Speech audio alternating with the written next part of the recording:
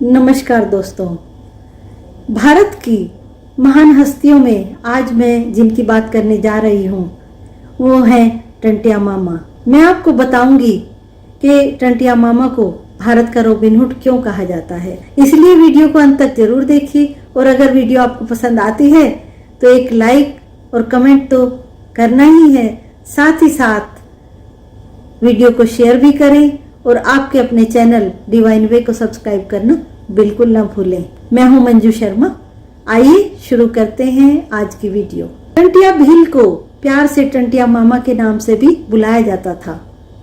मालवा और निमाड़ के लोक नायक टंटिया भील 1878 से 1889 के बीच ब्रिटिश भारत में एक बहुत बड़े सक्रिय विद्रोही और क्रांतिकारी थे। टंटिया भील स्वदेशी आदिवासी समुदाय की भील जनजाति के सदस्य थे। टंटिया भील का जन्म तत्कालीन मध्य प्रांत के निमाड़ की पंधाना तहसील के बड़ाडा गांव में हुआ था। टंटिया भील गुरिल्ला युद्ध में एकदम निपुण थे। वो एक बहुत ही अच्छे महान निशानेबाज थे और साथ ही साथ तीरंदाजी में भी दक्ष थे। दावा या फलिया उनका मुख्य हथियार था। उन्होंने बंदूक चलाना भी सीख लिया था। मध्य प्रदेश का जननायक टंटिया भील आजादी के आंदोलन के उन महान नायकों में शामिल था जिन्होंने अपनी आखिरी सांस तक फिरंगी सत्ता की ईंट से ईंट बजा दी थी। टंटिया भील को आदिवासियों का रॉबिन हुड कहा जाता है क्योंकि वह अंग्रेजों के छत्र छाया में फलने फूलने वाले जमाखोरों और जमींदारों से लूटे गए धन को भूखे नंगे और शोषित आदिवासियों में बांट देते थे। गुरिल्ला युद्ध के इस महारथी ने 19वीं सदी के उत्तरार्ध में लगातार 15 सालों तक अंग्रेजों के दांत खट्टे करने के लिए अभियान चलाया। अंग्रेजों की नजर में वो एक डाकू और बागी थे क्योंकि उन्होंने उनके द्वारा स्थापित किए गए निजाम को चुनौती दी थी।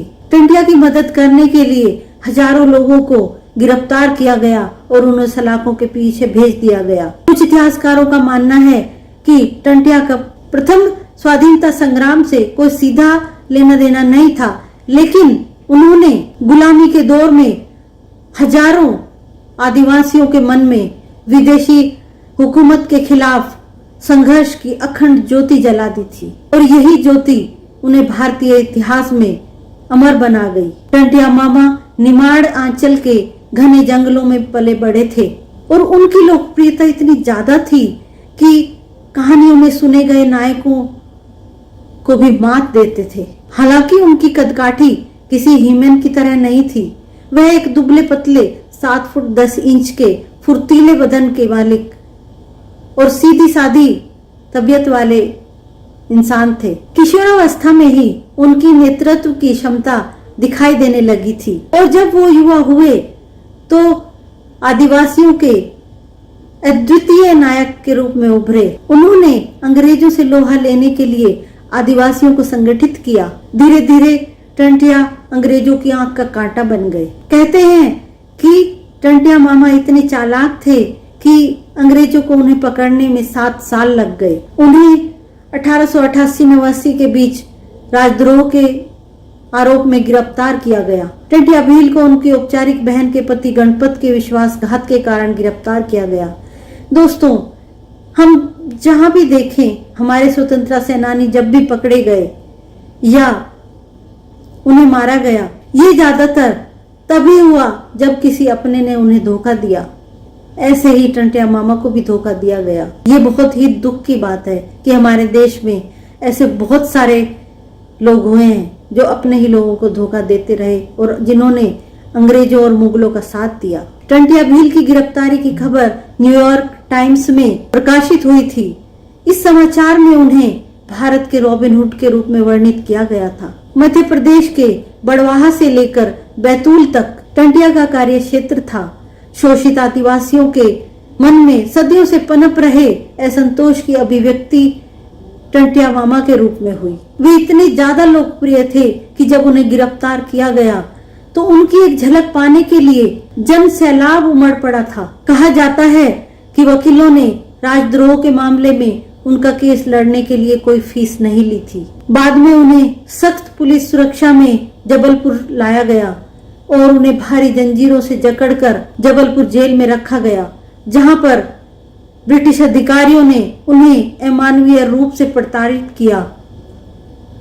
उन पर तरह तरह के अत्याचार किए गए। सत्र न्यायालय जबलपुर ने उन्हें 19 अक्टूबर 1889 को फांसी की सजा सुनाई और 4 दिसंबर 1889 को उन्हें फांसी दे दी गई। और इस तरह से टंटिया मामा शहीद हो गए। इंदौर से लगभग 25 किलोमीटर दूर पाताल पानी क्रांतिकारी टंटिया भील की कर्मस्थली थी। यह वही जगह है जहां टंटिया भील अंग्रेजों की रेलगाड़ियों को तीर, कमठी और गोफान के दम पर अपने दोस्तों के साथ मिलकर रोक लिया करते थे और इन गाड़ियों में लदा हुआ जेवरात, अनाज, तेल, नमक लूटकर गरीबों में बांट दिया करते थे। टंटिया भील देवी के मंदिर में आराधना करते थे और शक्ति प्राप्त करते थे और अंग्रेजों के खिलाफ बगावत करके आसपास के घने जंगलों में रहा करते थे। उन्होंने अंग्रेजों को बिल्कुल थका दिया था। यहाँ आज भी वह मंदिर है जहाँ टंटिया मामा आया करते थे। मंदिर में टंटिया मामा की तस्वीर लगी हुई है। महू अकोला रेल लाइन पर आज भी रेलगाड़ियों के ड्राइवर टंटिया मामा को सलामी देने के लिए रुकते हैं।